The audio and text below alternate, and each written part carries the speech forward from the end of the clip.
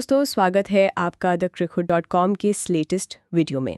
आज हम thecricket.com से मिले कुछ हालिया लेखों और जो एक्सपर्ट कमेंट्स आए हैं उनके आधार पर बात कर रहे हैं श्रेयस अय्यर की। मतलब उन्हें एशिया कप 2025 की टीम से बाहर रखा गया है और ये मामला काफ़ी जटिल सा लग रहा है। इस पर गहराई से बात करते हैं। बिल्कुल, और देखिए मामला दिलचस्प इसलिए है क्योंकि अय्यर का जो प्रदर्शन रहा है, खासकर आईपीएल 2025 में, वो तो बेहतरीन था। पंजाब किंग्स की कप्तानी करते हुए टीम को 11 साल बाद फाइनल तक ले गए वो। हाँ, ये तो बड़ी बात थी। और खुद उन्होंने 17 पारियों में 604 रन बनाए, औसत 50.33 और स्ट्राइक रेट देखिए 175.07 का। 175 का स्ट्राइक रेट, कमाल के आंकड़े हैं। हाँ, टूर्नामेंट के छठे सबसे ज्यादा रन बनाने वाले खिलाड़ी थे वो। और ये सिर्फ इसी सीजन की बात नहीं है ना? 2024 में केकेआर को चैंपियन बनाया था। जी हाँ, और उससे पहले 2020 में दिल्ली कैपिटल्स को भी फाइनल तक ले गए थे। तानी इतनी अच्छी बल्लेबाजी, उसके बाद भी एशिया कप की टी20 टीम में जगह नहीं मिलना, यहाँ तक कि रिजर्व में भी नहीं, ये थोड़ा चौंकाता है। बिल्कुल चौंकाता है। चयनकर्ताओं का इस पर क्या कहना था?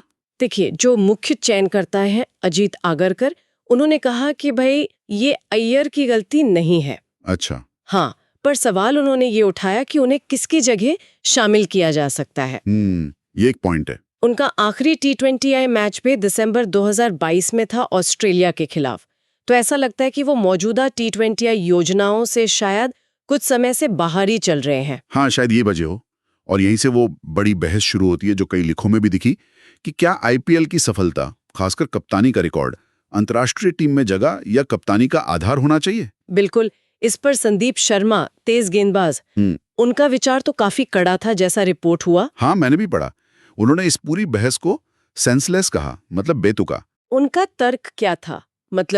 क्यों बेतुका कहा उन्होंने? उनका तर्क सीधा है कि आईपीएल एक घरेलू लीग है, आप उसकी तुलना अंतर्राष्ट्रीय क्रिकेट से नहीं कर सकते। लेकिन दबाव तो आईपीएल में भी होता है। बिल्कुल होता है। पर शर्मा के अनुसार आईपीएल में आप घरेलू, युवा और विदेशी खिलाड़ियों के एक मिक्स को संभालते हैं, जबकि अंतर्राष्ट्रीय लेवल पर आप देश के टॉप 15 खिलाड़ियों को मैनेज कर रहे हैं। ये दोनों उनके हिसाब से बहुत अलग चुनौतियां हैं। अच्छा, ये एक नजरिया है। उन्होंने उदाहरण भी दिया, जैसे सूर्य कुमार यादव टी20 कप्तान है पर किसी आईपीएल टीम के कप्तान नहीं है। हाँ, सही बात है। और रोहित शर्मा भी जब भारत के कप्तान बने तब शायद वो मुंबई इंडियंस के कप्तान नहीं थे उस वक्त। तो अंतर्राष्ट्रीय कप्तानी के पैमाने अलग होते हैं। ये बात तो सोचने वाली है। और इसी से मिलती जुलती बात दीप दासगुप्ता ने भी कही है शायद। जी हाँ, दासगुप्ता भी एक तरह से शर्मा से सहमत दिखे।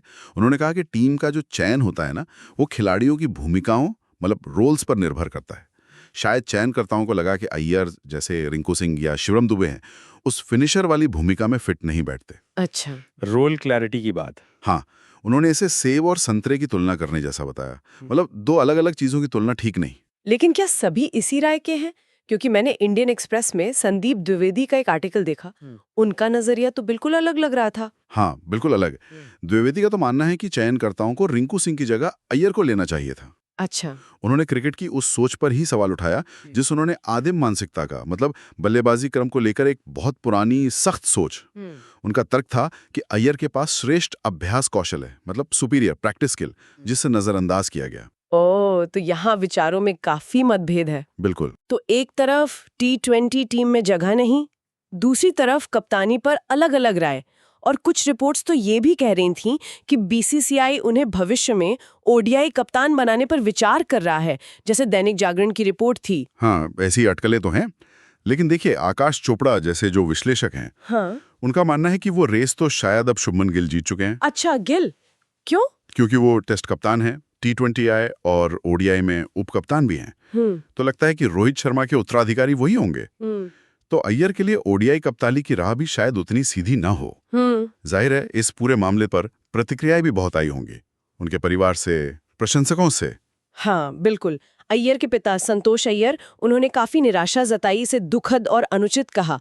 पर उन्होंने ये भी बताया कि श्रेयस शांत है और बस यही कहते हैं, मेरा नसीब है। और फैंस, सोशल मीडिया पर तो काफी कुछ चल रहा होगा। बहुत ज्यादा फैंस में गुस्सा था। सोशल मीडिया पर कुछ लोगों ने तो इसे डर्टी पॉलिटिक्स तक कह दिया। जी न्यूज और मिंट जैसी जगहों ने इसे रिपोर्ट भी किया। बाप रे।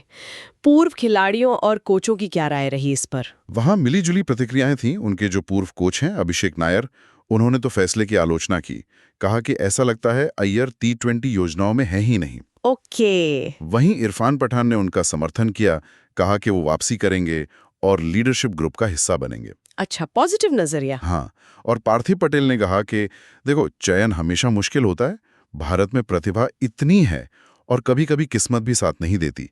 अय्यर को धैर्य रखना होगा। सही बात है, कंपटीशन बहुत टफ है। तो अब आगे क्या?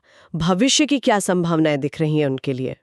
क्या कोई वापसी का रास्ता बन रहा है? देखिए, कई स्रोत हैं, क्रिक बज़, जी न्यूज़ वगैरह, वो बता रहे हैं कि उन्हें ऑस्ट्रेलिया ए के खिलाफ जो आगामी घरेलू सीरीज है, उसमें इंडिया ए टीम का कप्तान बनाया जा सकता है। अच्छा, इंडिया ए का कप्तान। हाँ, खासकर रेड बॉल मैचों के लिए।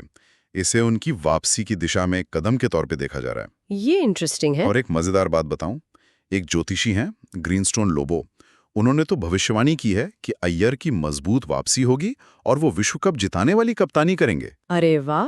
खैर, भविष्यवाणियां तो अपनी जगह है, लेकिन ये पूरा मामला दिखाता है कि भारतीय क्रिकेट में चयन कितना पेचीदा है। बिल्कुल, आईपीएल का वो धमाकेदार प्रदर्शन, फिर टीम की खास जरूरतें, भविष्य की योजनाएं, इन सब के बीच संतुलन बनाना चयनकर्ताओं के लिए वाकई एक बड़ी चुनौती है। हाँ, तो सोचने वाली बात यही रह जाती है कि ये जो हाई प्रोफाइल लीग्स हैं, इनका प्रदर्शन राष्ट्रीय चयन में आखिर कितना वजन रखे, खासकर जब टीम की भूमिकाएं बदल जाती हैं, फॉर्मेट बदल जाते हैं।